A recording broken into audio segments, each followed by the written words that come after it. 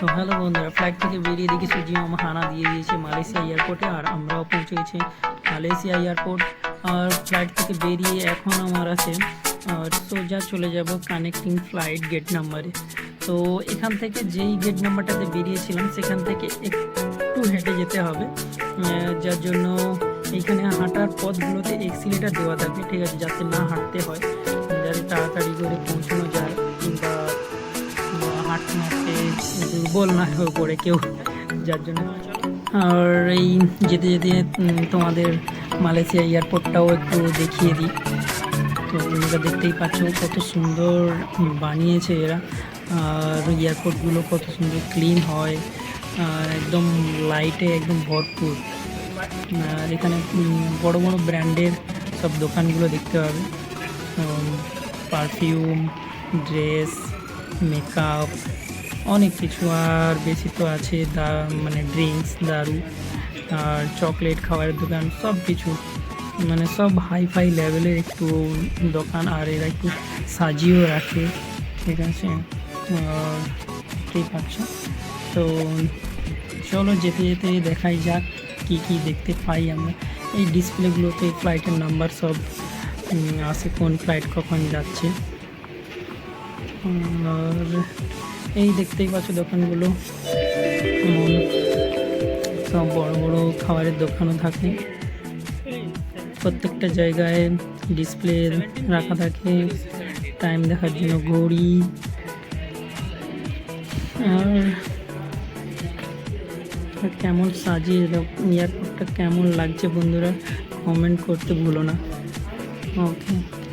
আর এইটা হাউসকিপিংয়ের ট্রলি, ওকে, সব কিছু দেখে নাও। আর এগুলো হুইল চেয়ার, এদের ডিউটি হুইল চেয়ারের। এটা বড় একটা পারফিউমের দোকান। তো এগুলো দেখতে দেখতেই আমরা চলে যাচ্ছি। আর এই সামনে একটা ডিওরের পারফিউমের দোকান। ডিওর একটা খুব বড় ব্র্যান্ড, পারফিউমগুলো খুবই একটা এক্সপেন্সিভ হয়। তো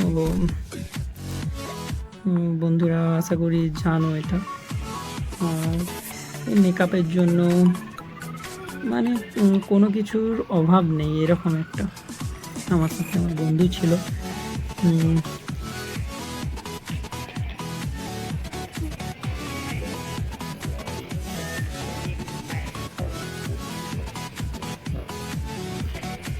বন্ধুরা দেখতে থাকো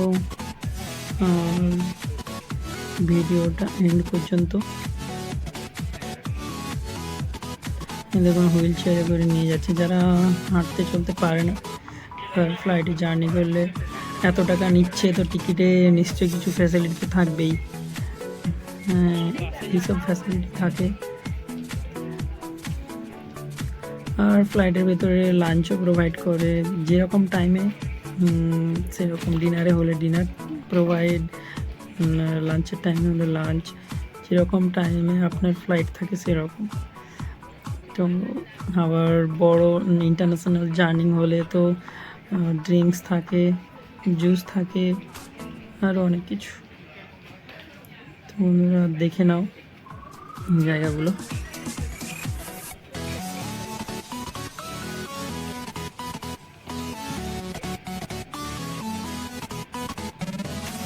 আর এইখানে সামনেও আমারও দিয়ে রেখেছে এক্সিলেটার। এগুলো একটা প্রায় 200-250 ফুট হয়, এক্সিলেটার থাকে।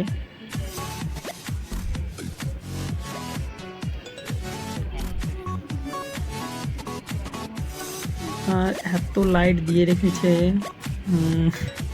দেখতেই পাচ্ছ যেন একদম লাইটে ভরে গিয়েছে।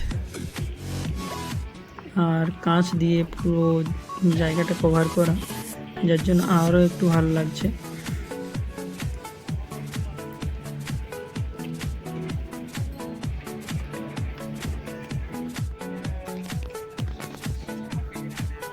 আর এইটা হলো গিয়ে চেক ইনের আগে গেট, যেটাকে লবি বলতাম।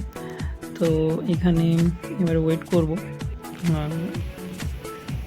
ওয়েটের পর এখানে ফ্লাইটে এন্ট্রি করছি আমরা এখন।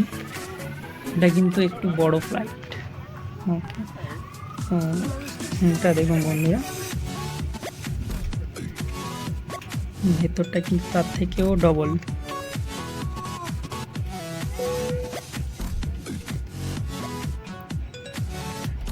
এইখানে সাইডে মাঝখানে বাথরুম, দু সাইডে।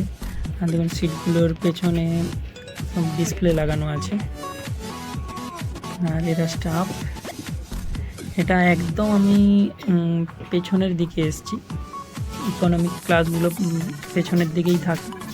আর এই যে কবাটগুলো দেখতে পাচ্ছ, এগুলোতে খাবার থাকে। স্টাফেরা এখানে কাজ করে প্রায়। আর এই হট এগুলোতে খাবার থাকে, আমরা খাবার নিয়েই জার্নি করতে হয়, তো এইগুলোতে খাবার থাকে। আর এখানে গরম জল, ঠান্ডা জলের ট্যাপ করা আছে। আর এইদিকে একটা বাথরুম আছে, বাথরুমটাও দেখিয়ে দিই। এটা জলের ট্যাপ ভেতরে, এটা আয়না লাগানো থাকে। খুবই ছোট বাট একদম সাজানো গুছানো। এদিকে টিস্যু পেপার এখানে থাকে। আর 2-3 রকমের টিস্যু রাখা থাকে, কোনোটা সফট, কোনোটা একটু তার থেকে সফট এরকম। এটা সোপ, এদিকে গরম জল আর ঠান্ডা জল দুটোই আছে। আর এদিকে এটা ডাস্টবিন, এখানে হালকা প্রেস করলেই এদিকে রেডটা গরম জল আর একটা ঠান্ডা জল। আর নিচে কোমোট। আর এটা বেবিদেরকে কিছু চেঞ্জ করার জন্য এখানে রেখে টেবিলের মতো ফোল্ডিং করা থাকে টেবিলটা। আর উপরে টিস্যু আছে, আমি দেখি খুবই সফট টিস্যু হয়। তো এটাই ছিল বাথরুম। দেখাচ্ছি যখন সব কিছুই একেবারেই দেখিয়ে দিলাম। আর এই দরজাটা ফোল্ডিং হয়। তো এরপরে চলে এসছে লাঞ্চ, কারণ আমি ডেতে জার্নি করেছিলাম, তো চলে এসছে লাঞ্চ। এরপরে তোমাদেরকে দেখাচ্ছি লাঞ্চ কী কী এসছে। তো লাঞ্চ এসছে ক্রোজান, আর সেদিকে আছে ফ্রুট স্যালাড, একটা ছোট্ট জলের বোতল, আর পিচ ইয়োগার্ট, দই। আর এসছে এখানে juice, apple juice, orange juice, আর সফট ড্রিঙ্কস। আমি নিয়েছি অ্যাপেল জুস। আর খাবারটা কী আছে সেটা দেখবো। এটা ছিল ইয়োগার্ট, আর এইটা ছিল ক্রোজেন। খাবারটা ছিল চিকেন মশালা আর অমলেট, আর এদিকে বাটার আর চিজ। এইটা বাটার আর এইটা হলো চিজ। আর এখানে কি আছে, আর বেশি কিছু নেই, টিস্যু পেপার। আর ছিল কাটলেরি, এটা ছিল কাটলেরি প্লাস্টিকের, বাট খুবই সুন্দর দেখতে। তো এই ছিল লাঞ্চ। এরপরে আমরা জার্নিটা শেষ করলাম। এবার আমরা এক্সিট করব এখান থেকে বেরিয়ে, ফ্লাইট থেকে বেরিয়ে এয়ারপোর্টের ভেতরে যাব। তো এই দেখো এত বড় জাহাজটা ছিল। আর বাইরে বেরোনোর সময় সাইডে একটা ইমিরেটসের ফ্লাইট দেখতে পাচ্ছি আমরা। আর এখান থেকে বেরিয়ে যাচ্ছি এখন, এক্সিট করছি।